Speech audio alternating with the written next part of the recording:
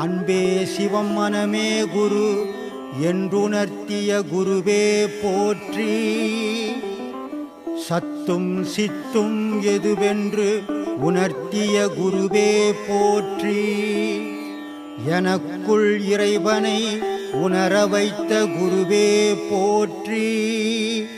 நித்திய ஆனந்தமான நித்யானந்த குருவே போற்றி. குரு பிரம்மஸ்ரீ நித்யானந்தரே போற்றி போற்றி.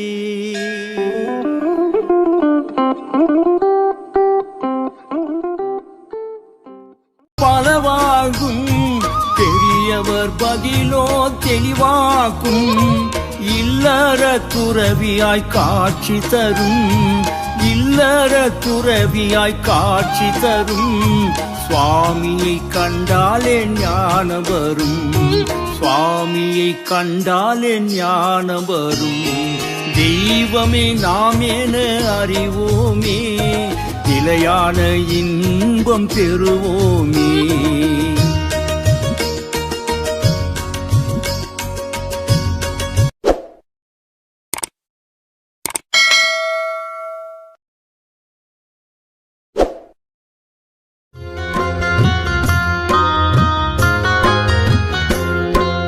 மனித நிலையை கடந்த உம்மை மகானாக கண்டோம்.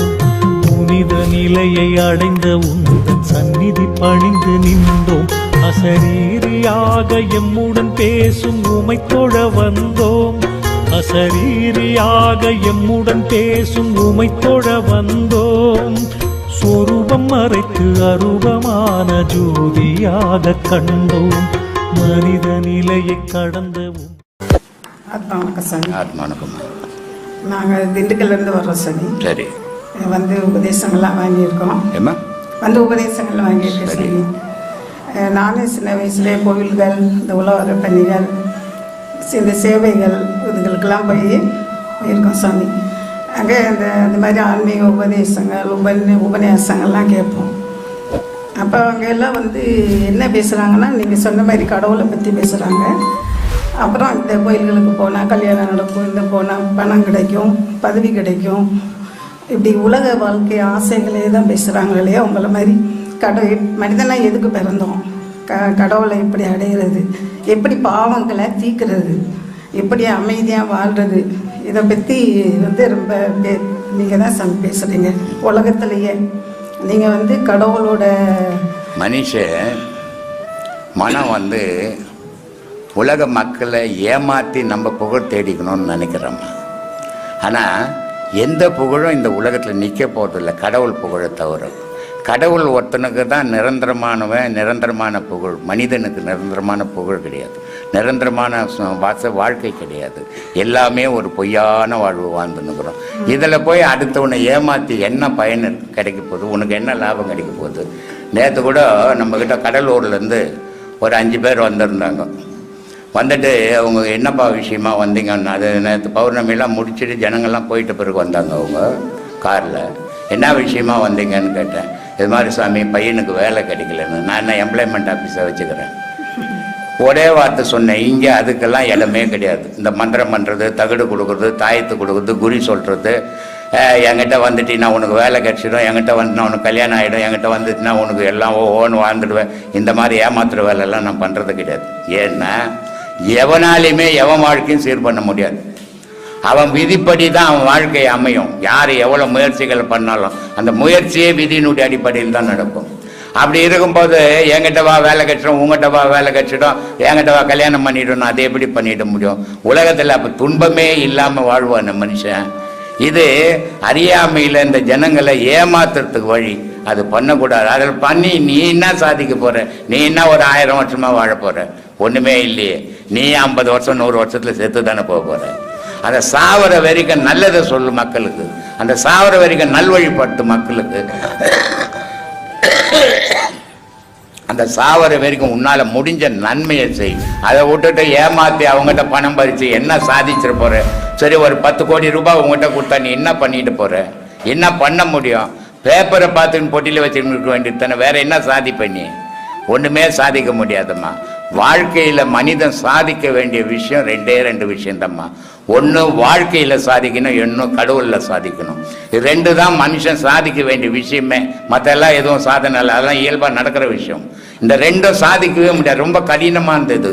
வாழ்க்கையும் ஒருத்தர் ஆரம்பத்துலேருந்து அந்த முடிவு ஒரு 60-70 வயசு வரைக்கும் வாழறதுக்குது, அது ரொம்ப கடினமான வாழ்க்கை. அது பிள்ளைங்களை பெற்றுக்கணும், மாமியார் மாமனாரை பார்க்கணும், குடும்ப செலவை பார்க்க, எல்லாத்தையும் பார்த்து வாழறது ரொம்ப கடினம். அதுக்கு அடுத்தபடியாக கடவுளை பார்க்கறது அதை விட கடினம். இந்த 2 தான் மனித வாழ்க்கையிலே கடினமானது. இந்த 2 தான் சாதிக்க வேண்டிய விஷயம். மற்றதெல்லாம் சாதிக்கிற விஷயம் இல்லைம்மா, ஏமாத்துற விஷயம். அது எதுக்கு நமக்கு சொல்லு? கடவுள் வழிபாடுன்றது அன்புலையும் உண்மையிலையும் தான் இருக்குது. பொய் பேசி அடுத்தவனை ஏமாற்றி பணம் பறித்து என்ன சாதிச்சிட போறேன்ற. நீ எதையாவது பணம் எடுத்துன்னு போகும்போது போனீங்கன்னா நான் ஒரு 1000 ரூபாய் எடுத்துன்னு வந்துக்கிறேன், இந்த உலகத்தில் சம்பாதிச்சேன் அப்படின்னு சொல்ல முடியுமா? ஒரு பிடி மண் இந்த உலகத்தில் இதுவரைக்கும் எவனாவது தொட்டு இருக்கிறானா? எவனுமே தொடலையே. வாழ்ந்தது கடவுள் படைப்பு இந்த பூமி.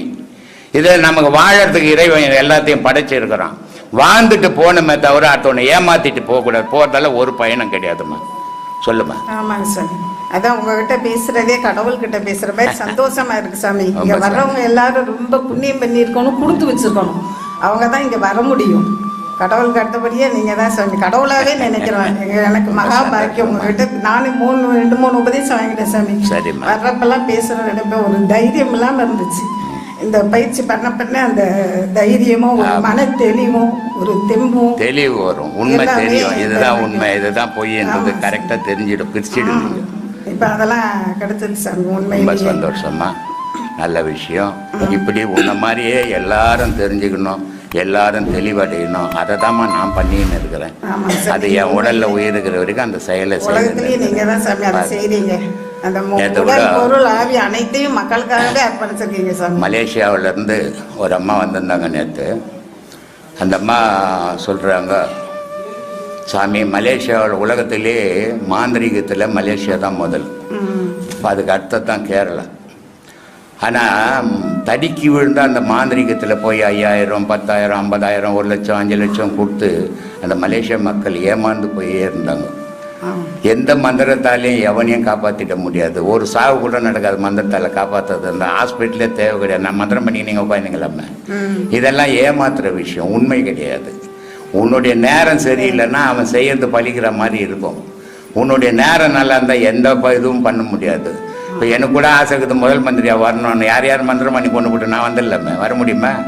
இதெல்லாம் ஏமாத்துற விஷயம், எல்லாம் நடக்காத விஷயம்.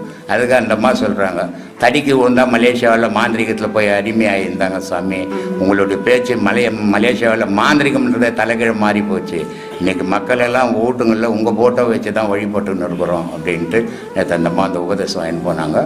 அடுத்த மாதம் 5ஆம் மாதம் அவங்க ஒரு 40 பேர் ஒன்றா வர்றாங்க. இந்த மாதிரி ஏன்னா மக்கள் ஒரு பயம். இந்த இப்போ ஒருத்தர் வந்தார், இருக்கிற கவுர் தவறாத கட்டின்னு இருக்கிறாரு. காரணம் என்ன? அவருடைய பயம். அவருக்கு சொல்றவங்க அந்த பயம்புத்திலேயே சொல்றாங்க, இதை கட்டிக்கோ அதை கட்டிக்கோ, இது சீராயிடும், அது எதை கட்டினாலும் சீராகாது. எனக்கு அமைஞ்சதான். இதை யாராலையுமே மாற்ற முடியாது. நான் செத்து போறேன்னா ஒரு கவுர் கட்டினா உயிராக இருப்பேன்னா ஹாஸ்பிட்டலில் உட்காந்து ஒவ்வொருத்தரும் கவுர் கட்டின்னு உட்காந்துக்கலாமே இல்லையா? ஒருத்தன் கஷ்டப்படுறான், அந்த கவுர் கட்டினா நல்லா ஆயிடுன்னா ஒவ்வொருத்தரும் கவுர் கட்டி கோடீஸ்வரன் ஆக்கிடலாமே. இது யாரையுமே எதுவுமே ஆக்க முடியாது. ஏமாற்றி பணம் பறிக்கிற விஷயம்தான் இது. யாருக்கும் என்ன ஒரு வித்தியாசம் என்ன, அந்த கவுர் கட்டும் போது உனக்குள்ள ஒரு தைரியம், ஒரு கவுர் கட்டிட்டாரு இனிமேல் நம்ம நல்லா இருப்போம் அப்படின்ற எண்ணம் தான் உன்னை வாழ வைக்கும். அந்த கவுரு வாழ வைக்காது. கவுரு ஊறி போச்சுன்னு சொன்னால் தானாகவே அறந்து உனக்கு தெரியாத விழுந்துட்ட போகுது. அப்போது கடவுள் நம்ம நம்பணுமே தவிர மேலே கட்டிக்கிற கவுரை நம்பக்கூடாது. உள்ள ஒரு கவுர் ஓடிக்கின்னு இருக்குது, அந்த கவுரை உறுதி பண்ணிக்கணும். அதை விட்டுவிட்டு மேலே நீ ஊர்பட்ட பூநூல் 3 நூல் போட்டுக்குது, 5 நூல் போட்டுக்குது, 8 நூல் போட்டுக்கிறதால ஆணி ஆகட்டும் வந்தால் பூநூல் மாற்றத்தால என்ன ஊது? சிவாய்க்கு ரொம்ப அழகாக சொல்கிறாரு, பருத்தி நூல் முறுக்கி விட்டு பஞ்சு ஓதும் மாந்தரே துருத்தி நூல் முறுக்கி விட்டு துன்பம் நீக்க வல்லாரு. பஞ்சில் செய்த நூலை முறுக்கி மேலே போட்டுக்கிறியடா, ஊறி போன அறுந்து போடுமாடா, வேற நூல் போட்டுக்குவேன்.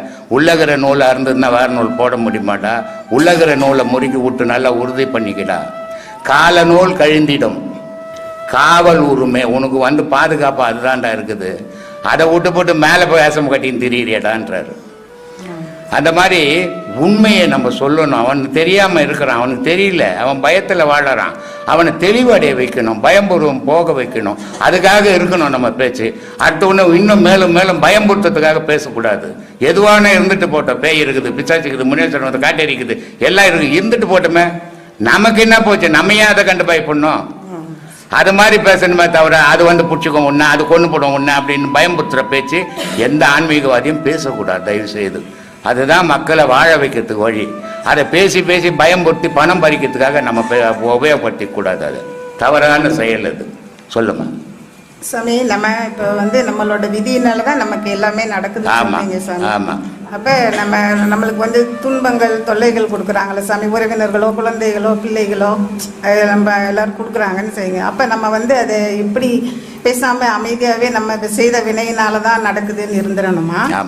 இல்லை இது ஏதாவது நம்ம இப்போ சாதாரணமாக ஒரு வாழ்க்கை வாழறோம், நம்ம பக்கத்திலேயே 4 பேர் வாழறோம். அந்த வாழறதுல 2 பேர் ஏழையாகிறோம். ஒருத்தன் குருடாகவும் நொண்டியாகவும் இருக்கிறான், ஒருத்தன் பார்த்தா கோடீஸ்வரன் ஆகிறான். கடவுளுடைய படைப்பில் இந்த மாதிரி 4 விதமாக படைப்பான ஆண்டவன். இப்போ நீ ஒரு 4 குழந்தை பெற்றுக்கணுன்னா 4 குழந்தைய நல்லா இருக்கணும்னு நினைப்பியா? ஒரு தாய் ஒன்று நொண்டியாக இருக்கட்டும், ஒன்று குருடாகட்டும், ஒன்று கூணாக இருக்கட்டும் நான் நினைப்பேன். கடவுள் வந்து படைப்பில் யாரையுமே குறையா படைக்கிறதே கிடையாது. ஆனால் இந்த குறைய ஆவறதுக்கு எது காரணமாக இருக்குதுன்னா நம்ம முன் செய்த பாவத்தினுடைய விளைவு இங்கே வந்து மூண்டு குறையா போயிடுச்சு. அதனால் நம்ம குறையும் கூட்டமாக இருக்கிறோம். அப்போ இதை பார்க்கும்போது நம்ம தெரிஞ்சுக்கணும், நம்ம நல்லா இருக்கிறோம், அவன் பாவம் ஆள் இல்லாதக்கிறான், அவன் பாவம் கண்ணு இல்லாதக்கிறான், அவன் ஒருத்தன் வசதியாகிறான். இந்த மாற்றம் கடவுள் பண்ணுவானா? கடவுளுக்கு எல்லாரும் பிள்ளைகள் இல்லையா? கடவுள் வந்து வேற்றுமையை உண்டாக்குவானா? அப்போ இந்த வேற்றுமை எப்படி உருவாச்சு? நம்ம முன் செய்த பாவத்தினுடைய விளைவாக உருவாச்சு அப்படின்றத நம்ம தெரிஞ்சுக்கணும். அதுதான் வாழ்க்கையினுடைய ரகசியம். இந்த உண்மை உங்களுக்கு தெரிஞ்சு போச்சுன்னா யாரை பற்றியும் கவலைப்பட மாட்டீங்க, எதை பற்றியும் கவலைப்பட மாட்டீங்க. இது தெரியாத போது தான் எனக்கு ஏன் இப்படி நடந்தது, எனக்கு ஏன் இப்படி நடந்ததுன்ற கேள்வி எழும். அதனால எல்லா செயலுக்கும் அடிப்படை காரணம் ஒருத்தனை ஆகலை, எனக்கு அவனுக்கும் சண்டை. நான் நினைக்கிறேன் அவன் இருக்கக்கூடாது ஊரில், அவனை வைக்கவே கூடாதுன்னு போய் குத்துறேன். சரி, அவன் செத்து போயிட்டான். அவன் குத்திட்டு அவன் குடும்பம் கெட்டு போச்சு, என்ன பிடிச்சி போய் போட்ட என் குடும்பம் தானே கெடுது. அதை யோசித்தோம்னா ஒரு நிமிஷம் அந்த செயலை மறந்துடுவோம். ஏன்னா அந்த கோபத்தினுடைய தாக்கம் ஒரு மணி நேரம் நம்ம விலகி நின்றுட்டோம்னா அது ஆறி போயிடும். அடுத்தவங்க குடும்பம் கெட்டது, நம்ம குடும்பம் தானே கெட்டது, அடுத்தவங்க குடும்பத்தை மற்ற கெட்டது நம்ம வாழலையே. இந்த எண்ணத்தை நம்ம வளர்த்துக்கணும்னா யாருக்குமே தீமை செய்ய விரும்ப மாட்டோம்மா. அதுதான் ரொம்ப முக்கியம். வாழ்க்கையில் நம்மளால் முடிஞ்சால் நன்மை செய்யணும், முடியலையா விட்டு விலகிடணும். யாருக்கும் தீமை செய்து பழகக்கூடாது. அந்த பழக்கம் தொடர்ச்சியாக பிறவிக்கு வந்துடும். நீ எந்த செயலை இந்த பிறவியில் செய்கிறியோ அது ஒவ்வொரு பிறவிக்கும் வரும். அதனால தான் நான் அடிக்கடி சொல்கிறது, உடலை மறந்துடுங்க, உயிரை நினைங்க. உயிர் தான் அழியா பொருள், உடல் அழியிற பொருள். உடல் மேலே என்ன பண்ணிங்கனாலும் அது மண்ணு சாப்பிட போகுது, ஆனால் உயிர் அழியாது அப்படின்னு. அதனால தான் சாகா காலன்னா, சாகா கால்னா இந்த உயிர் செத்ததே கிடையாது. போகா புனல்னா, விந்து ஒரு மனுஷன் சாகிறான்னா இவன் உடல்லேருந்து இன்னொரு உடலுக்கு போக முடியாது. அது ஒரு புகை மாதிரியே மாறிடும். அப்போ போகா புனல். வேகாத்தலை, வேகாத்தலைனா மழை நினைக்காது, வெயில் காய வைக்காது ஆன்மாவை, கத்தி வெட்டாது, எதுவுமே காற்று உலர்த்தாது, எதுவுமே பண்ண முடியாத பொருள் ஆன்மா. இந்த முப்பொருள் தான்மா உலகத்தில் இயக்குது, நம்மளும் இயங்குகிறோம், கடவுளும் நம்மளை அதை வச்சு தான் இயக்கிக்கணுங்கிறோம். அதனால் இந்த உண்மையெல்லாம் நம்ம உணர்ந்தோம்னா நமக்கு வேற்றுமை வராது. சரி, ரொம்ப நன்றி. இன்னொரு கேள்வி சாமி. இப்போ நாங்கள் வந்து ஓரளவு வயசான பிறகு நாங்கள் இப்போ பயிற்சி பாடம் பண்ணிக்கிட்டு இருக்கோம் சாமி. உபதேசங்கள்லாம் வாங்கி நாங்கள் இருக்கிற வரைக்கும் இந்த பாடத்தை தவறாமல் பண்ணுறோம். அடுத்த பிறவின்னு இருந்தால் இளமையிலேயே அதுக்கு வாய்ப்பு கிடைக்குமா? கண்டிப்பாக கண்டிப்பாக. ஏன்னா எந்த நினைவு எதோட இப்போ ஒரு குழந்தை 3 வயசு குழந்தை டிவியில் காட்டுறான், திருக்குறளை மாறி மாறி மாறி மாறி மாறி கேட்குறான்னு சொல்லுது. இது வயசாகி எம்ஏ படித்தவனால கூட சொல்ல முடியல. ஆனால் அந்த 3 வயசு குழந்தை சொல்லுது. இது எப்படி சொல்லும்?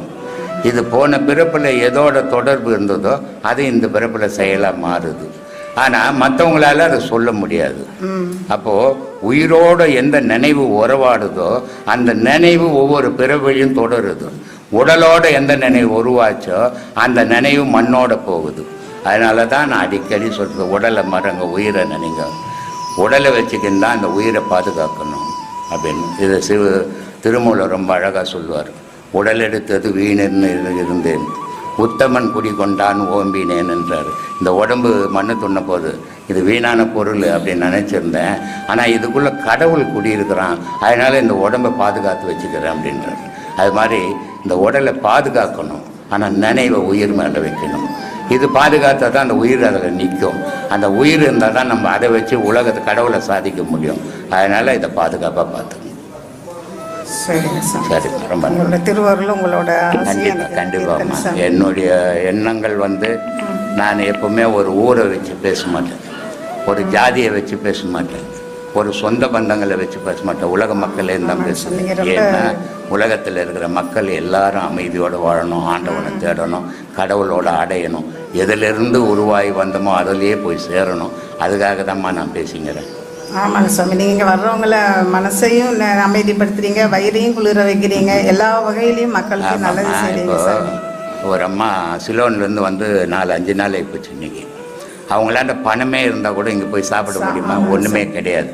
ஒரு ஹோட்டல் கிடையாது, ஒரு டீ கடை கிடையாது. இது பணம் இருக்குது, ஆனால் சாப்பிட முடியாது. அப்போ அவங்களுக்கு நம்ம தானே போடணும். அதனால் இங்கே 5 நாளாக தங்கியிருக்கிறாங்க. இங்கே தான் இனிமேல் தான் போவாங்க, இன்றைக்கி தான் போவாங்க. அவங்களுக்கு வரவங்களுக்கு பண்ணுறோம். யார் வந்தாலுமே இங்கே ஒன்றுமே பண்ண முடியாது, எதையுமே அவங்க யூஸ் பண்ணிக்க முடியாது. அப்போ நம்மளை தேடி வராங்கன்னா நம்ம தான் அவங்களுக்கு அதெல்லாம் கொடுக்கணும். அதனால தான் இங்கே எல்லாத்தையுமே பண்ணின்னுக்குறோம்மா. டீ கொடுக்குறோம், காஃபி கொடுக்குறோம், சாப்பாடு கொடுக்குறோம், நாஸ்டா கொடுக்குறோம். எல்லாம் வரவங்க இங்கே சந்தோஷமாக இருந்துட்டு போகணும், ஒரு நாள் அமைதியோடு போகணும். 1000 பிரச்சனை வீட்டில் அத்தனையும் இங்கே வர அன்றைக்கி ஒரு நாளாவது மறந்து இருக்கட்டும் அப்படின்றதுக்கு தான் அதெல்லாம் பண்ணின்னுக்கிறேன். சரிங்க சார், சந்திச்சதில் பேசினதில் ரொம்ப சந்தோஷம் சார். ஆத்மா வணக்கம் சார். நன்றி சார்.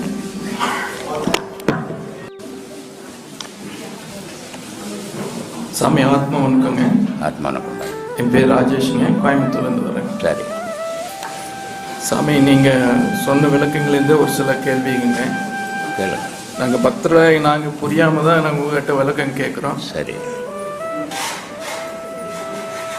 சாமி, நீங்கள் சொன்ன ஒரு சில அறிவுரைகள், அன்பே சிவம் மனமே குரு, ஆமாம், காற்றே கடவுள், ஆமாம், உனக்குள் உள்ள இறைவனை தேடு, ஆமாம், நீ யார் என்று அறியாமல் இறைவனை அறிய முடியாது, ஆமாம், முயற்சி உன்னுடையது, முடிவு இறைவனுடையது, ஆமாம், நான் உயிருக்கு உபதேசம் கொடுப்பவன் உடலுக்கல்ல, ஆமாம், இறைவன் ஓசையும் ஒளியுமாய் இருக்கிறான், ஆமாம், ஓசை ஒளியெல்லாம் ஆனாய் நீயே, உலகுக்கு ஒருவனாய் நின்றாய் நீயேன்னு அப்பர் சொன்னவருங்க. ஆமாம். நீங்களும் அதை தான் சொல்கிறீங்க. இல்லை, எல்லா மகானும் அறிஞ்சவங்க அத்தனை பேரும் அதை தான் சொல்லுவாங்க. அறியாதவங்க புக்கை படிக்கிறவங்க ஏதோ ஒன்று வளருவான். சரிங்க ஐயா. அறிஞ்சவங்க எல்லாருமே ஒரு பொருளை தான் சொல்லுவாங்க. சரிங்க. இந்த அறியாமல் காசு கோசம் புக்கை படித்து சாமியாராக போகிறான் தெரியுமா, அவன் கண்டபடி சொல்லுவான். நம்ம அப்படிலாம் சொல்லக்கூடாது. ஏன்னா நான் வந்து ஆன்மீகம்ன்றது இன்றைக்கி நேற்று ஏதோ 5 வருஷம் 10 வருஷத்தில் வரல ஆன்மீகத்தில். நான் இங்கே நம்ம சீடர்களுக்கு கூட சொல்லுவேன், உபதேசம் கொடுங்க. எப்படி உபதேசம் கொடுக்கணும்? நீ மொத்தத்தையும் தெரிஞ்சுக்கணும், நீ எல்லாத்தையும் அனுபவிக்கணும், அதுக்கப்புறம் உபதேசம் கொடு. அப்போ தான் நீ அவன் கேள்விக்கு பதில் சொல்ல முடியும், அவனுக்கு பாடம் சரியாக கொடுக்க முடியும். எதுவுமே தெரியாத காசு கோசம் ஏதோ வந்து 2 உபதேசம் வாங்கிட்டு நான் போய் குரு ஆகிட்டேன்ட்டு வெளியே போனீங்கன்னா நீயும் கெடுவா அவனையும் கெடுத்துருவ அப்படின்னு. அது மாதிரி எல்லா மகான்களுமே ஒரு விஷயத்தை தான் பேசுவாங்க, கடவுளை அறிஞ்சவங்க. கடவுளை அறியாதவங்க கண்டபடி உளருவாங்க, படிச்சுட்டு புக்கில் இருக்கிறதெல்லாம் படிச்சுட்டு. ஒரு புக்கில் ஒரு மாதிரி இருக்கும், இன்னொரு புக்கில் இன்னொரு மாதிரி இருக்கும். இது பேசுறது ஒவ்வொரு மாதிரி போயிடும். ஆனால் மகான்கள் பேசுறது ஒரு விஷயமாக தான் இருக்கும். ஏன்னா அதுதான் உண்மை, அதுலேருந்து மாறவே முடியாது யாராலையும். அப்போது இந்த ஆன்மீகத்தை நான் வந்து 6 வயசுலேருந்து ஆரம்பித்தேன். இன்றைக்கி 74 வயசாகுது. அடுத்த 29 வந்தால் 75 வயசாகுது. இந்த 6 வயசுலேருந்து ஆராய்ஞ்சி எது நிஜம் எது பொய், யார் சொல்கிறது உண்மை யார் சொல்கிறது பொய், இப்படி ஆராய்ஞ்சி பார்க்கும்போது மகான்கள் சொன்னது மட்டும்தான் உண்மை. இப்போ மனுஷன் சொல்கிறதெல்லாம் கற்பனை அப்படின்றது தெளிவு தெரிஞ்சது. அதனால தான் நான் உங்களுக்கு சொல்லிங்க சொல். அப்போ நம்ம கொடுக்குற பயிற்சியினால இதை ஒளியுமாவும் ஓசையாகவும் நம்ம பார்க்க முடியுமா? ஆமாம். சரிங்கய்யா. பற்றற்றவனை பற்றற்று பற்றாமல் பற்றிக்கொள், அது என்னங்கய்யா? ஆமாப்பா. அதுக்கான விளக்கம். கடவுள் வந்து எந்த பற்றும் கிடையாது. கடவுளுக்கு எந்த பற்றும் கிடையாது. அவன் படைச்சதோடு சரி. இப்போது ஒரு குழந்தை பெற்றுட்டோம், அது பெற்றதோடு சரி. இப்போது மகான்கள் குழந்தை பெற்றாங்க. எந்தெந்த மகான் பெற்றாங்க? ஔவையாரினுடைய அம்மாவும் வள்ளுவரனுடைய அம்மா அப்பாவும் குழந்தை பெற்றாங்க. ஆனால் பெற்று போட்டுட்டு போய்க்கினே இருந்தாங்க. அந்த குழந்தை பழிக்குமா பழிக்காதா, இதை யார் காப்பாற்றுவாங்க யார் காப்பாற்ற மாட்டாங்கன்னு யோசித்ததே கிடையாது. ஏன்னா அந்த குழந்தை மேலே அவங்களுக்கு பற்று கிடையாது. ஆனால் நம்ம ஒரு குழந்தை பிறந்து போச்சுன்னா அது ஈ கடிக்குமா எறும்பு கடிக்குமா, அதை எவ்வளோ பாதுகாப்பாக பார்த்து பார்த்து பார்த்து பார்த்து வளர்க்குறோம் அதை. அப்போது நமக்கு பற்று இருக்குது, அவங்களுக்கு பற்று இல்லை. கடவுள் அதே மாதிரி நம்மளை இந்த உலகத்தில் தூவிட்டான், படைச்சிட்டான். ஆனால் படைச்சான்னு தவிர பார்த்துன்னுக்கிறான், பற்றோடு இல்லை. ஆனால் பற்றோடு இருக்க நினைக்கிறான், ஆனால் மனுஷன் இருக்க விட மாட்டேன்றான். காரணம் என்னன்னா கடவுளுடைய நினைவு உண்மையிலே இல்லை, பொய்யான கடவுள் வேஷம் போடுறான். இந்த பொய்யான கடவுள் வேஷம் போடுறதால கடவுளுக்கே பிடிக்கல அது. அப்போது உண்மையான கடவுள் வேஷம் போடுறவொன்னு கடவுள் தேடி தேடி தேடி தேடி எடுத்துக்கிறான். ஆனால் பொய்யான வேஷம் போடுறவொன்னு தொடர்றதே கிடையாது கடவுள். ஆனால் இங்கேயே குச்சிட்டு இங்கேயே செத்து இங்கேயே பிறக்க வேண்டியதுதான். இந்த எப்போ எந்த பொருள்ல இருந்து இது வந்ததோ அந்த பொருளை போய் அடையும் போது அதுக்கு பிறப்பு இல்லாமல் போகுது. ஆனால் அந்த பொருளை அடையாமல் அது இங்கேயே சுத்தம் போது அது பிறப்பு எடுத்துக்கினே இருக்குது, பல ஆயிரம் பிறப்பு எடுக்குது. இந்த பல ஆயிரம் பிறப்பு எடுக்கும் போது என்ன ஆகுது, அதுக்கு மனம் விரிவடையுது. எதெல்லாம் எந்தெந்த பிறப்புலெல்லாம் அது பார்த்ததோ அது மனசில் அந்த ஆசையை உருவாக்கின்னு ஆசை அளவு மீறி ஆலமரம் மாதிரி மாறி போகுது. மாறும்போது அந்த ஆசையை இவனால் அடக்க முடியல. அடக்க முடியாதால துன்பங்கள் நேருது இவனுக்கு. அந்த துன்பத்தாலேயே இவன் மடியிறான். அப்போ பற்று அற்றவன் கடவுள். நீ என்ன பண்ணணும், உலக பற்று வீட்டு பற்றை விட்டுடணும், கடமைகள் செய்யணும். பொண்டாட்டியை கட்டி போட்டு நான் சாமியாரை போறேன்னா அதை நான் அந்த மாதிரி ஆளை ஏற்றுக்கிறதே கிடையாது நான். ஏன்னா அது உன்னை நம்பி வந்தது. அவன் தாய் தப்ப உன்னை நம்பி ஊரா மட்டும் பொண்ணை கொடுத்துட்டான், உன் தாய் தப்ப அவங்ககிட்ட கொடுத்துட்டான். இனி நீங்கள் ரெண்டு பேரும் சாவர வரைக்கும் ஒருத்தரோட ஒருத்தர் இணைஞ்சே போகணும் வாழ்க்கையில். அது வாழ்க்கை. ஆனால் இது மட்டும்தான் முடிவுன்னு வாழ்ந்துடக்கூடாது, இதை விட உயர்ந்த முடிவு இருக்குது அப்படின்னு தேடணும். அதுதான் கடவுள் வழிபாடு. அப்போது பற்று இல்லாதவன்னு, உலக பற்று இல்லாத அதை பற்றிக்கணும் நீ, புரியுதா? அப்படி பற்றும் போது அந்த பற்று உன்னை தூக்கிக்கும். அதனால சொன்னான் பற்றற்றவனை பற்றி கொள்ளுன்னு சொல்லு. இல்ல, இப்போ ஒரு குழந்தை பிறக்கும் போதுங்க ஐயா, ஒரு குழந்தை பிறக்கும் போது எதுவும் அறியாம தான் பிறக்குதுங்க. ஆமா. அப்போ அந்த குழந்தை உண்மையாலுமே நல்லவனா பிறந்தா இப்ப பிறக்க வைக்கிறாங்க பெற்றோருங்க. அப்ப அந்த ஆன்மா உள்ள போகும்போது எப்படிங்க ஐயா அந்த குழந்தை நல்லவனா தீயவனாங்கிறது எப்படி மாறுங்க? ஒரு குழந்தை பிறக்கும் போது நான் பல வீடியோக்கள்ல சொல்லியிருக்கிறேன். ஒரு குழந்தை எப்படி ஒரு கருவில் வளருது அதை நம்ம யோசிக்கணும். தாயினுடைய மூச்சிலையும் தாய் சாப்பிட்ற உணவிலையும் அது கர்ப்பத்தில் வளருது. அந்த தாய்க்கு மூச்சு இல்லைன்னா கர்ப்பத்தில் அந்த குழந்தை வளராது. அப்போது அந்த கர்ப்பத்தில் அந்த தாயினுடைய மூச்சிலையும் அதனுடைய குடிக்கிற தண்ணிலையும் உணவுலையும் அது உடல் சூட்லேயும் அந்த உருவாகிவிட்டது கரு. ஆனால் உருவாகி வெளியே வரும்போது அது தாயினுடைய தொடர்போடு தான் வெளியே வருது. அதான தொப்புள் கொடி. அப்போது அது வரைக்கும் அது தாயினுடைய உறவில் தான் வாழ்ந்த சுயமான உயிர் இல்லை, அது தாயினுடைய உயிரில் தான் இயங்குச்சு அது வரைக்கும். இப்போ வைத்தியர் என்ன பண்ணுறாங்க, அதை தொப்புல கட் பண்ணுறாங்க, அந்த தொடர்பை கட் பண்ணுறாங்க, தாய்க்கும் பிள்ளைக்கும் இருக்கிற தொடர்பை கட் பண்ணுறாங்க. கட் பண்ண உடனே அந்த குழந்தை என்ன ஆகி போகுது, ஒரு பிண்டமாக மாறி போகுது. அது செத்து போகவும் இல்லை, உயிராகவும் இல்லை, இல்லையா? அப்படித்தானே கிடக்குது. அது செத்து போனாலும் உயிர் வராது, இல்லை உயிராக இருந்தாலும் கட் பண்ண முடியாது. இப்படி வர சிக்கல் அது. அதனால அது பிண்டமாக கிடக்குது. பிண்டமாக கிடக்கும்போது என்ன பண்ணுறாங்க, அதுக்கு தேவையான வைத்தியத்தை பண்ணிவிட்டு அதை ஒரு தட்டு தட்டி விட்றாங்க, இல்லை தண்ணி தெளித்து விட்றாங்க. அப்போ ஆன்னு வாய் திறக்குது இந்த குழந்தை. அன்னைக்கு திறந்த வாய் சாகிற வரைக்கும் மூடாமல் கத்திங்குது, இல்லையா? அந்த நேரத்தில் இந்த அகார உகார மகாரம்ன்றது உள்ள போகுது. இந்த அகார உகார மகாரம் என்ன அப்படின்னு சொன்னால் முன் பிறப்பினுடைய ஆன்மா. முதல்ல செத்து போய் தெரிஞ்சுங்கிறானே, உடல் கிடைக்காத அவனுடைய ஆன்மா இதில் பூந்துக்குச்சு. அப்போ புகுந்த ஆன்மா அது நல்லவனா வாழ்ந்து இந்த உலகத்தில் நன்மையை செய்துன்னா இந்த உடலில் பூந்த பிறகு நன்மையை செய்யும், நல்லதையே நினைக்கும்.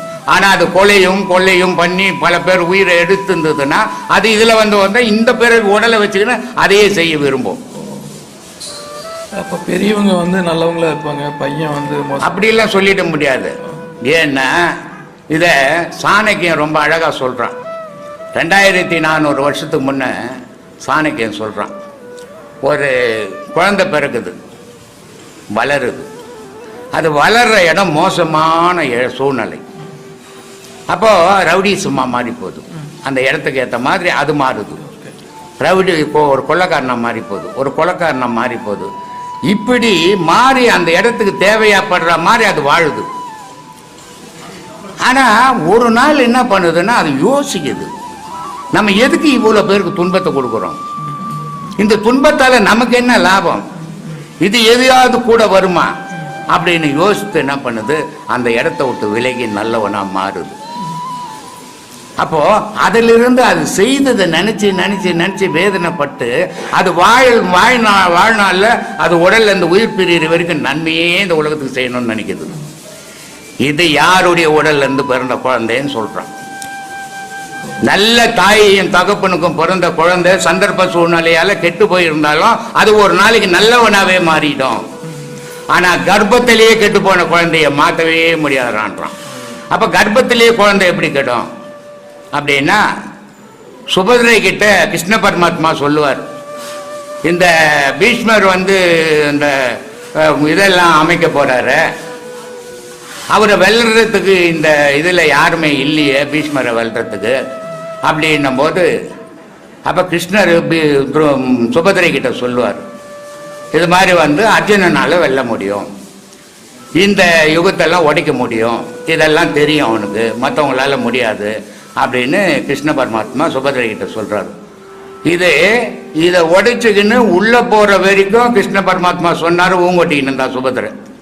அதுக்கப்புறம் தூங்கிட்டான். தூங்கிட்ட உடனே கர்ப்பத்தில் இருந்த குழந்தை ஊங்கொட்ட ஆரம்பிச்சது. கேக்குது. அதுதான் அபிமன்யு. அப்போ அந்த கர்ப்பத்தில் இருந்த குழந்தை ஊங்கொட்ட ஆரம்பிச்ச உடனே கிருஷ்ண பரமாத்மா உஷாராயிட்டாரு, இந்த சண்டையே மாறிடும், அதனால இதுக்கு மேல சொல்லக்கூடாது நம்ம அப்படின்னு கிருஷ்ண பரமாத்மா அந்த ரகசியங்களை நிறுத்திட்டதால இந்த உள்ள அந்த இதை உடைச்சுக்கின்னு உள்ள போற வரைக்கும் கேட்டது இல்லையாது. அந்த சண்டை நடக்கும் போது இது உடைச்சுக்கின்னு உள்ள போச்சு, ஆனா வெளியே வர தெரியல, ஏன்னா சொல்லல கண்ணாங்க. சொல்லி இருந்தா சண்டை மாறி இருக்கும், சொல்லாததால அபிமன்யு அங்க கொண்டுடுறாங்க. அப்போ கர்ப்பத்தில் இருக்கிற குழந்தைக்கு உணர்வு இருக்குது, நம்ம பேசுறது கேட்குது அப்படின்னு தெரியுது இல்லை இதுல இருந்து. அப்போ ஒரு பொண்டாட்டியை படுக்க வச்சுக்கின்னு அது புள்ளதாசியா இருக்கும்போது எங்க அண்ணன் ஏமாத்திட்டான், என் தப்பன் ஏமாத்திட்டான், எங்க அம்மா ஏமாத்திட்டான்னு சொல்லி பேசக்கூடாது. அப்படி பேசினா அந்த கர்ப்பத்தில் இருக்கிற குழந்தைக்கு அது ஏறும். அப்படி ஏறும்போது அது பிறந்த உடனே கெட்டவனாக மாறிடும், ஏன்னா நீ சொல்லி கொடுத்தன. அப்போ அப்படிப்பட்ட குழந்தை தாய்கிட்ட தகப்பன்கிட்ட பிறகுற குழந்தை இப்படிதான் மாறும், அது திருத்தவே முடியாம போயிடும். இதுதான் கர்ப்பத்திலே கெட்டு போறது. சிறப்பான விளக்கங்க ஐயா. பெரியவங்க யாரும் இதெல்லாம் சொல்லியே தரல.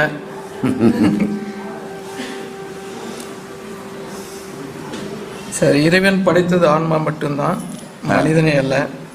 இறைவனின் மாயைத்தான் அது, அதனை ஒன்றும் செய்யாது, அது நம்மை தெருவில் வீசிவிடும் சொல்லியிருக்கீங்க ஐயா. இறைவன் மாயைதான், அது அவனை ஒன்றும் செய்யாது, நம்மை தெருவில் வீசிவிடும். இப்போ பாம்பு இருக்குது, நல்ல பாம்பு, அது அதனுடைய விஷத்தை தூவும், கடிக்காது. ஒரு ஆள் அங்கே வரும்போதே ஒரு பொருள் மேலே தூவும் போது அது பட்ட விஷம் பட்ட அந்த ஜீவன் வந்து இப்போ ஒன்று செத்து போயிடும். ஆனால் தூவும் போதே அவ்வளோ விஷங்குது, ஆனால் கடிச்சா இன்னும் அதை விட விஷம். ஏன்னா அது பிளட்டோட போய் மூளையை பாதிச்சிடுது. பாம்பு கடி வந்து அதனுடைய விளைவே என்னன்னா, அந்த விஷம் அது பல்லு பட்டு அந்த விஷத்தை பாய்ச்சும் போது பிளட்டில் கலந்து நேராக மூளைக்கு போகுது, ஆட்டு பஞ்சனை நிறுத்திடும். இதுதான் பாம்பு கடியில் இம்மிடியேட்டாக செத்து போகிறதுக்கு காரணமே. ஆனால் இவ்வளோ விஷத்தை வச்சுக்கிற பாம்பு ஒன்றுமே ஆகலையே, ஒன்றுமே ஆகலை. அது நல்லா தான் வாழுது, நல்லா குட்டி போடுது, நல்லா முட்டை வைக்குது, நல்லா குஞ்சு பொறிக்குது, ஊர்பட்ட பாம்பை உருவாக்குது. ஆனால் அந்த பாம்பை ஒன்றும் பாதிக்கலை. ஆனால் அந்த பாம்பு ஒருத்தனை தூவுச்சின்னாவே செத்து போயிடுறான், கடிச்சாவே செத்து போயிடுறான். கடவுள் அப்படிப்பட்ட மாயை வடிவானவன். அந்த மாயை அவனை ஒண்ணுமே பண்ணாது. ஆனா அவனுடைய மாயை உலகத்தை ஆட்டி பற்றிடும். புரியுதா? ஏன்னா மாயைன்றது என்னன்னா நமக்கு தெரியாதே நடந்து போற விஷயம். சில விஷயங்கள் நான் பண்ணவே இல்லைப்பா, இது எப்படி நடந்தது எனக்கு தெரியலப்பா அப்படின்னு நம்மளே சொல்லுவோம். அப்போ தன் அறியாமையே சில விஷயங்கள் நடந்துடும். இதுதான் மாயை. அதனால தான் மும்மலங்கள் மனுஷன் நீக்கணும் அப்படின்றது. ஆன்ம மாயை, கண்ம மாயை, மாய மாயை. அப்போ இந்த மாயமலம் அப்படின்றது எப்படி வந்ததுன்னு நமக்கு தெரியாது. கண்ம மலம்ன்றது தாய் தாப்பனுக்கிட்ட இருந்து வந்தது. ஆன்ம மலம்ன்றது நான் கொண்டாந்தது. அப்போ இந்த 3 மலங்கள் சேர்ந்து தான் உலகத்துல நம்ம இயங்குறோம். இந்த 3 மலங்களை நீக்கினா தான் நம்ம கடவுள்கிட்ட போய் சேருவோம். அப்போ இந்த ஆன்ம மலம், மாய மலம், கண்ம மலம், இந்த 3 நீக்கிறதுக்கு தான் தேங்காவை ஓடிச்சு காட்டுறது. தேங்காய்க்கு மட்டும்தான் முக்கண்ணு, மனுஷனுக்கு முக்கண்ணு, சிவபெருமானுக்கு முக்கண்ணு இல்லை. நமக்கு இருக்கிறது தான் சிவபெருமானா நம்மளை போட்டு காட்டுது. அப்போ முக்கண்ணு இருக்கிறது அதுதான். அது மேல் மட்டை, அடியில் ஓடு, அது கீழே ஒரு காய், அதுக்கு உள்ளதான் அந்த நீர். அப்போ அந்த நீர் தான் அமுதம். அப்போ இந்த 3 மலங்களை நீக்கினால்தான் அமுதம் கிடைக்கும். அமுதம் கிடைச்சால் தான் ஆண்டவன் அடைய முடியும் அப்படின்றதுக்கு அடையாளம் தான் தேங்காய் ஒட்டி வைக்கிறது இல்லையா? அந்த மாதிரியான செயல்களை நம்ம செய்யணும் வாழ்க்கையில். செய்து இந்த 3 மலங்களையும் நீக்கணும்னா இறைவனோட நம்ம கலக்கலாம்.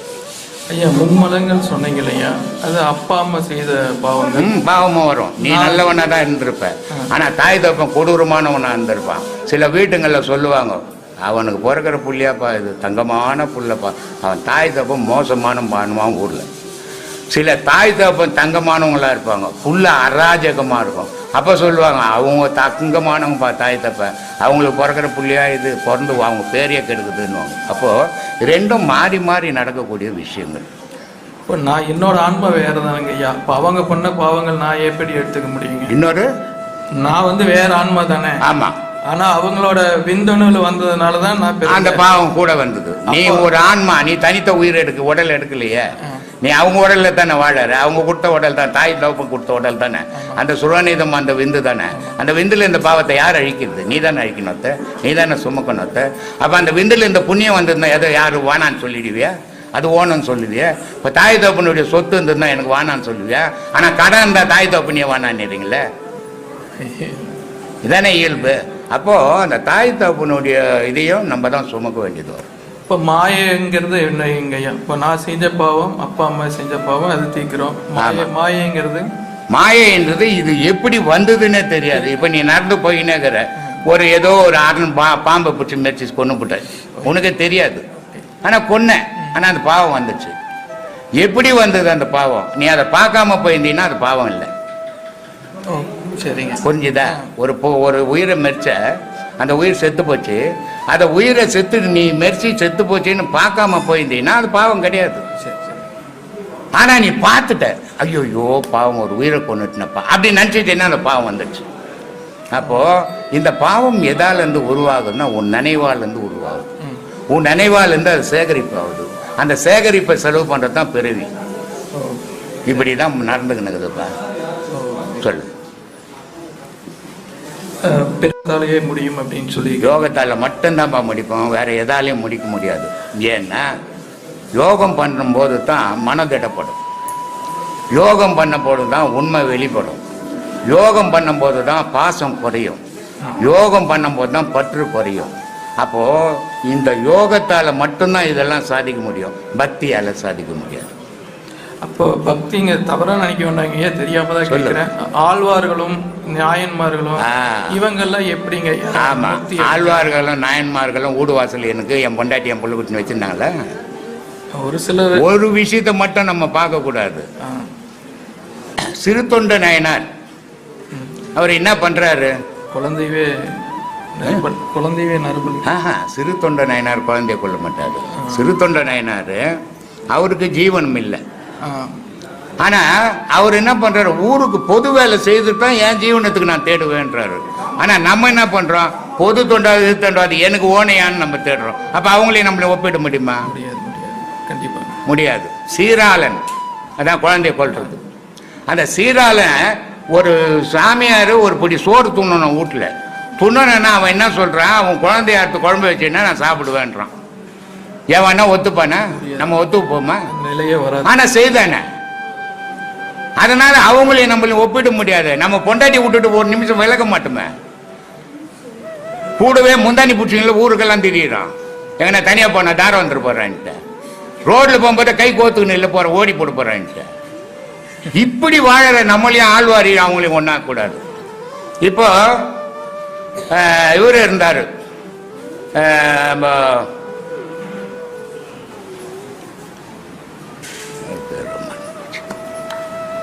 ராமானுஜர். திருக்கச்சி நம்பின்னு ஒருத்தர் இருந்தார். திருக்கச்சி நம்பி பூந்தமல்லி ஊடு, ராமானுஜர் ஊடு ஸ்ரீபெரும்புதூர். ஆனால் திருக்கச்சி நம்பிக்கு 3 பேர் அண்ணன் தம்பிங்க. அவங்க ஒரு பெரிய வியாபாரி, நல்ல சொத்து சுகமெல்லாம் இருக்குது. ஆனால் 2 அண்ணன் தம்பிங்க வேலை செய்கிறாங்க அப்பா கிட்ட. திருக்கச்சி நம்பி மட்டும் வேலை செய்யறதில்லை. திருக்கச்சி நம்பி என்ன பண்ணுறாரு, காலையில் பூ வாங்கிறது, கட்டுறது, இங்கேருந்து காஞ்சிபுரம் வரைக்கும் நடந்து போய் வரதராஜ பெருமாளுக்கு சாத்துறாரு. நம்ம செய்வோமா? முடியாதுங்க. அப்புறம் அவரையும் நம்மளை ஒப்பிட முடியுமா? அந்த தகுதி நமக்கு உண்டா? கிடையாது. அப்போ அவர் அந்த சிறு தொண்டை செய்கிறாரு. ஆனால் காலையிலேருந்து சாயந்தரம் வரைக்கும் அர்ச்சனை பண்ணுற ஐயரால அங்கே வேணப்பா கடவுளை பார்க்க முடியல. ஆனால் இவர்கிட்ட கடவுள் பேசுங்கிறாரு. காரணம் என்ன அப்படின்னா, அவன் வேலை செய்தவன் தொழில், இவர் செய்தது தொண்டு. இறை தொண்டு இவர் செய்தது. அதனால கடவுள் இவர்கிட்ட பேசினார். அவன் வேலை செய்து கூலிக்கு வேலை, அதனால கடவுளுக்கு அவனுக்கு சம்பந்தமே கிடையாது. இதெல்லாம் நம்ம பிரிச்சு பார்க்கணும். பார்க்காம எல்லாம் தெரியாது. அவங்க முற்பிரிவில் செஞ்ச நன்மை அவங்களுக்கு. ஆமா, அது பிரிவுக்கு வர்றது, ஒரு பிரிவுல வர்றது கிடையாது இது. அப்போ பாகம் பங்கிடுறாங்க அவங்க வீட்டுல. பாகம் பங்கிட்டதுனால அந்த 2 அண்ணன் தம்பிங்க சொல்றாங்க, அவன் திருக்கச்சி நம்பி இங்க வேலை செய்ததே கிடையாது, ஒரு பைசா இங்க உழைச்சது கிடையாது, அவனுக்கு ஒரு பாகம் கொடுக்க கூடாது, எங்க 2 பேருக்கு தான் கொடுக்கணும்ன்றான். ஆனா தாய் தகப்பன் என்ன பண்ணுவான், வேலை செய்தானே வேலை செய்யல, 3 பேர் என் புள்ள தானே அப்படின்னு 3ஆ பங்கு போட்டான். 3ஆ பங்கு போட்டு 3 பேருக்கு கொடுத்தான். அந்த 3 பேர் வியாபாரங்க பாரம், 2 பேர் வியாபாரங்க பாரம் பண்ணாங்க. திருக்கச்சி நம்பி என்ன பண்ணார், பெருமா கோயில் கட்டத்துக்கு கொடுத்துட்டாரு எடுத்த. நம்ம கொடுப்போமா? சொல்லுங்க, யோசித்து பார்க்கணும். இதெல்லாம் சும்மானா நம்ம இன்னொருத்தர் நம்ம கூட ஒப்பிடுற தகுதி நமக்கு வேணும். அந்த தகுதி நமக்கு கிடையாது. வாயில் பேசலாம், ஆனால் நடைமுறையில் அந்த தகுதி கிடையாது. அப்போ அந்த 2 பேர் இருந்தா நான் பூந்தமல்லியில இல்லையான்னு தெரியாமே போயிடுச்சு. ஆனா திருக்கச்சி நம்பி கட்டின கோயில் இருக்குது, இன்னைக்கு 1000 கல்யாணம் நடக்குது அங்க. இப்போ மனிதர்களாகி நம்மளே அர்ப்பணிச்சாலும் அது மாதிரி ஆகும். ஆமா, ஆகும். அதே மாதிரி ஆழ்வார்கள் நாயன்மார்கள் ஊடு வாசல் சொந்தம் பந்தம் அதெல்லாம் பார்க்கறது கிடையாது. அவங்க கால் போன போக்குல கடவுளை தவிர இந்த உலகத்துல வேற எதுவும் தெரியாது. ஆனா நமக்கு சுகத்தை தவிர வேற எதுவும் தெரியாது. இந்த மனித பிறவி சுகத்தை தானே தேடின்னு தெரியுது, கடவுளையா தேடின்னு தெரியுது. மகான்கள் கடவுளை சுகத்தை தேடல, கடவுளை தேடி தெரிஞ்சாங்க. அவங்களே நம்மளே ஒன்னா வைக்கிற தகுதி நமக்கு கிடையாது. இங்க பல பேர் எனக்கு சொல்லுவாங்க, உங்களை சித்தர்ன்னு சொல்றதா, மகானன்னு சொல்றதா, ஞானின்னு சொல்றதா, ரிஷின்னு சொல்றதா, எதுவுமே சொல்லக்கூடாது. எதுவும் சொல்ற தகுதி எனக்கு கிடையாது. மனுஷன்னு சொல்லுங்க. நான் பேசுறது அனுபவம், அவ்வளோதான். இல்லை மகானுக்கு கான்லாம் நானா வச்சுக்கின்னு சும்மானா கற்பனையில் வாழறோம் இல்லை நான் அப்படின்னு சொல்லிடுவேன். அது மாதிரி மகான்களையும் நம்மளையும் ஒப்பிடக்கூடாது. நம்ம வீடு வாசல் எங்கன்னா ஒரு நாள் வந்தோம்னா தங்க முடியல நம்மளால. வீட்டில் என்ன பண்ணாலும், பசங்க ஸ்கூலுக்கு போச்சா, காலேஜுக்கு போச்சா, குடும்பத்தில் என்னாச்சு, வியாபாரம் என்னாச்சுன்னு யோசித்துக்கினே இருக்கிறோமே. அப்போ நம்ம எங்க அவங்கள போய் யோசிக்கிறது? அதனால் அப்படியெல்லாம் கற்பனையில் தெரியாதீங்க, நிஜத்தில் தேடுங்க. உலகத்தில் உள்ள என்னுடைய அருமை சீடர்களுக்கும், உலகம் ஃபுல்லாக பரவி இருக்கும் என்னுடைய அருமை பக்தர்களுக்கும், இளைய என்னுடைய பேச்சை கேட்டு இளைய சமுதாயம் இன்றைக்கி விழிப்புணர்வில் இருக்கிறதுக்கு சந்தோஷத்துக்கும் பிரம்மசூத்திர குழு சார்பிலையும் என்னுடைய சார்பிலையும் எல்லோருக்கும் ஆத்ம வணக்கம். இந்த ஆன்மீகம் தெய்வீகம் எதுக்காக மனுஷன் தெரிஞ்சுக்கணும், இது என்ன தேவை, இதனால் என்ன சாதிக்க போகிறோம் அப்படின்றத தெரிஞ்சுக்கணும். நீங்கள் முதல்ல உலகத்தில் 84,000 கோடி ஜீவராசிகள் இருக்குது. எதுவுமே கடவுளை வணங்கறதில்லை, கடவுள்னாவே தெரியாது, ஆனால் வாழ்ந்துக்கின்னு இருக்குது. ஆனால் நமக்கு மட்டும்தான், மனிதனுக்கு மட்டும்தான், மனிதன்கிட்ட தனி சிறப்பு கடவுள்னு ஒன்று தெரியறது மனிதனுக்கு மட்டும்தான். அது எந்த மதமாவது இருக்கட்டும், அந்தந்த மத வழிபாட்டில் அவன் பண்ணுறான். ஆனால் நம்மளை விட ஒரு உயர்ந்த பொருள் இருக்குது, அது உலகத்தையும் இயக்குது, நம்மளையும் இயக்குது அப்படின்னு உணரக்கூடிய சக்தி மனிதனுக்கு மட்டும்தான் உண்டு. ஏன் இந்த மனிதனுக்கு இந்த கடவுள் இல்லைன்னா இவன் வாழ மாட்டானா? கண்டிப்பாக வாழ்வான். ஆனால் எப்படி வாழ்வான்னா காட்டு மிருகங்கள் மாதிரியே வாழ்வான் இவன் மனுஷன். ஒரு மதம் வச்சு அந்த மதத்துக்கு ஒரு கோட்பாடு வச்சு அந்த கோட்பாடுக்குள்ளே இப்படி நடந்துக்கணும்னு வழிகாட்டுறதுனால தான் மனிதன் உலக சமுதாயம் இன்னைக்கு ஒரு அமைதியான நிலையில் போயின்னு இருக்குது. அந்த மதமும் இந்த தெய்வ வழிபாடும் மனுஷங்கிட்ட இல்லைன்னு சொன்னால் இவன் மிருகங்களுக்கு சமமாக ஆயிடுவான். ஏன்னா மிருகத்தை விட உயர்ந்தவன் மனிதன். மிருகமெல்லாம் உலகத்தில் இருக்கிற மிருகமெல்லாம் குனிஞ்சு தான் நடக்கும், மனிதன் மட்டும்தான் நிமிர்ந்து நடப்பான் உலகத்தில். ஏன் மனுஷன் மட்டும் நிமிர்ந்து நடக்கிறான், அந்த மிருகங்கள்லாம் ஏன் குனிஞ்சு நடக்குதுன்னா மிருகத்தினுடைய உடலில் இறைவனுடைய சாயல் இருக்குது, மனிதனுக்குள்ள இறைவனே இருக்கிறான். அதனால்தான் நான் பல வீடியோக்களில் உங்களுக்கெல்லாம் சொல்கிறேன், இறைவனை உங்களுக்குள்ளே தேடுங்க, ஊரெல்லாம் சுற்றி தேடாதீங்க. எங்கே தேடினாலும் கிடைக்காது, ஆனால் உங்களுக்குள்ளே இருக்கிறவன். இதுக்கு ஒரு விஷயத்தை நான் உங்களுக்கு சொல்கிறேன். மகாபாரதத்தில் சகாதேவன் சாஸ்திரத்தில் ரொம்ப சிறந்தவன். அந்த சகாதேவங்கிட்ட நீ எல்லாத்தையும் கண்டுபிடிப்பியான்னுட்டு கிருஷ்ணர் கேட்குறாரு. கண்டுபிடிப்பேன் அப்படின்றாரு. என்னையும் கண்டுபிடிப்பியா, உன்னையும் கண்டுபிடிப்பேன்றார்.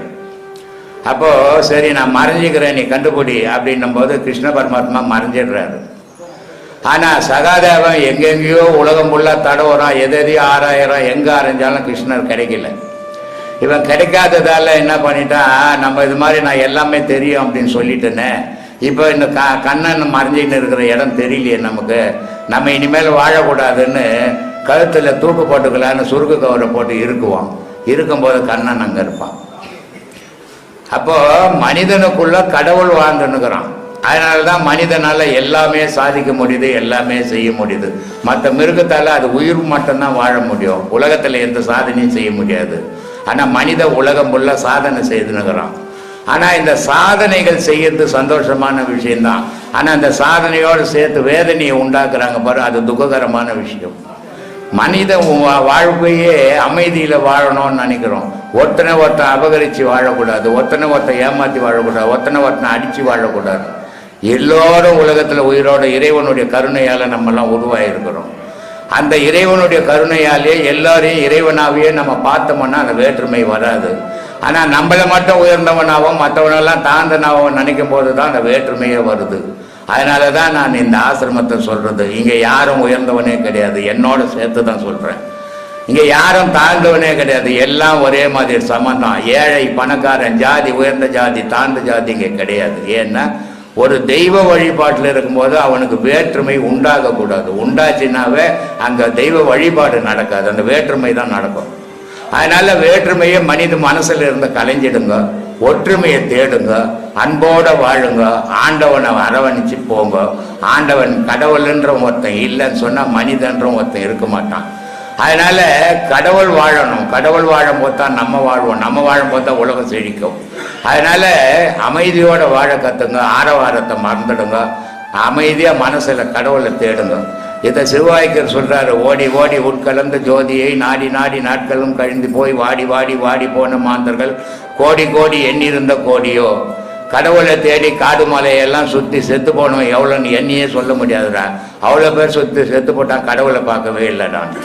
சரி சாமி, கடவுளை பார்க்கல, அப்போ பார்க்கறது என்னதான் வழி அப்படின்னா சொல்கிறார், ஒரு தரித்த நாடியில் ஒடுங்குகின்ற வாய்வினை கருத்தினால் இருத்தியே கபாலம் ஏற்ற வல்லாரேல் விருத்தரும் பலராவார் மேனியும் சிவந்திடும் அருந்தரித்த பாதம் அம்மை பாதம் உண்மைன்றது.